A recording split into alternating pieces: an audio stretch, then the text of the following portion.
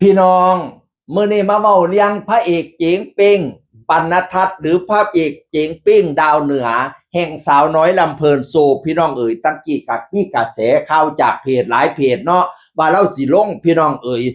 ก็บอกว่าผู้นั้นลงผู้นี้ลงผู้นี้ลงร่วมไปถึงว่าเจ๋งเป้งก็ลงจากสาวน้อยลำเพลินโซบัดนี้นี่แล้วก็มาโพสต์อีกว่ามหาลัยสาวน้อยลำเพลินโซอันดับแรกผมขอบคุณบอสโจเฮียหน่อยและซอนุชครับที่ให้ผมมายืนบนเวทีสาวน้อยลำเพลินโซครับผมขอบคุณแม่ๆพี่ๆน้องๆทุกคนนะครับที่ส่งผม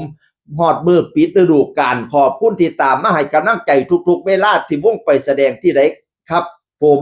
ขอบคุณที่รักและเอ็นดูแม่ๆที่ให้ผมมาให้กลับขึ้นไป100 เท่าพันเท่าพะนะว่าเรามาโพดจังสี่พี่น้องหลายคนกะตีว่ามาเล่ามาอ่ำล่าวงสาวหน่อยแล้วเพื่อนโซ่ร่วมทั้งโตคอยเองนี่ละคอยกันเดาไปตะพืดตะพื้ว่าน้องขอล่าลงจากสาวหน่อยลำเพื่อนโซ่ความจริงน้องบ่ท่านลงเถอะเด้อน้องบ่ท่านลงจากสาวหน่อยลำเพื่อนโซ่เจ้าพอยายอึงขอโทษพอยายอึงเข้าใจผิดเองร่วมไปถึงเห็นเพจต่างๆเขามาลงพร้อมว่าน้องลงค่อยก็เลยเข้าใจว่าน้องมาอ่ำลาค่อยก็เลยไปเขียนโพสต์ว่าน้องอ่ำลำลาความจริงน้องบ่อ่ำลาเด้อน้องก็เลยมาเม้นในโพสต์ค่อยเรามาเม้นว่าจังสิล่ะเจียงเปียงบ่ทันได้ลงเด้อครับผมบ่ได้โพสต์ล่าลงเลยครับแล้วก็รูปยิ้มแสดงว่าอารมณ์ดีอยู่บ่ได้เครียดพี่น้องเอ้ย เราบอกว่าเราบ่ทันได้ล่าลงเด้อเราบ่ได้โพสต์ล่าลงเที่ย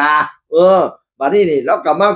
ข่อยก็เลยบอกว่าขอโทษครับเข้าใจผิดเดี๋ยวแก้โพสต์ให้ครับข่อยก็เลยแก้โพสต์ตามที่เห็นนั่นล่ะพี่น้องตอนแรกข่อยโพสต์ว่าเราอำลาบัดนี้เราบ่ได้อำลาข่อยเลยแก้โพสต์ให้แล้วเด้อ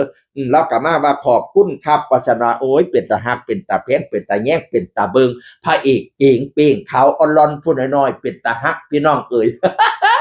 แล้วบอกเขียดเพราะยายอึ้งขอโทษเพราะยายอึ้งเข้าใจผิด บัดนี้นี่ช่วงพักวงเนาะปิดฤดูกาลแล้วกลับไปหาครูบาอาจารย์สัง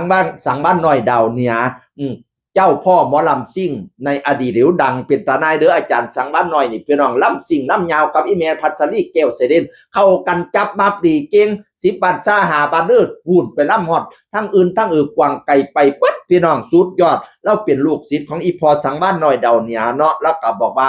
บอกเคยลืมคุณพ่อคุณแม่คุณครูบาอาจารย์โอ้ยให้คำคุณบักลาเอ่ยแล้วเราก็ใส่ความสามารถในการร้องการล่ำใส่กับเขียนนี่ล่ะไปสอบซิ่งทุนแล้วได้เป็นนักเรียนทุนคณะนิเทศศาสตร์ของมหาวิทยาลัยธุรกิจบัณฑิตพนาวานะประเภทความสามารถพิเศษได้รับทุน 100% หลักสูตร4 ปีจำนวน5 คนหนึ่งในนั้นก็คือนายบรรณทัศน์แสงหาหลักสูตรสื่อสารการแสดงดิจิทัลพนาวาโอ้โหได้แค่5 คนชำนาญเด้อสุดยอดขอบคุณคณะกรรมการคุณครูทุกท่านครับที่ให้โอกาสผมในครั้งนี้ขอบคุณทุน 100% ครับผมโชคชะตาไม่ทรยศความพยายามขอบคุณครับผมจะทำเต็มที่เป็นน้องปี 1แล้วนะพี่อัพกับพี่หยองรอน้องปี 1ก่อนนะกำลังตามไปครับเป็นศิษย์รุ่นน้องของพี่อัพพี่หยองแห่งระเบียบวัฒนศิลป์พี่น้องเอ้ย มานั่นละมาแก้ข่าวว่าเจ๋งปิงยังไม่ได้โพสต์ลาลงจากสาวน้อยลำเพลินโซนะที่เขียนโพสต์ไปผิดก็ขออนุญาตบาดคำขออภัยขอพระอภัยมณีศรีสมุทรสุดสาคร กับสุดสาครน้อยแห่งสาวน้อยลำเพลินโซแล้วแสดงเป็นสุดสาครพี่น้องผู้น้อยๆตาหักเนาะเอ็ดออตเตาะอยู่เป็นตาเป็นตัวกุมารอยู่แล้วผู้น้อยคือเด็กน้อยนี่ล่ะ ตาหักพี่น้องเอ้ยเสียงคนเก่าเว้าสู่ฟังสวัสดีครับ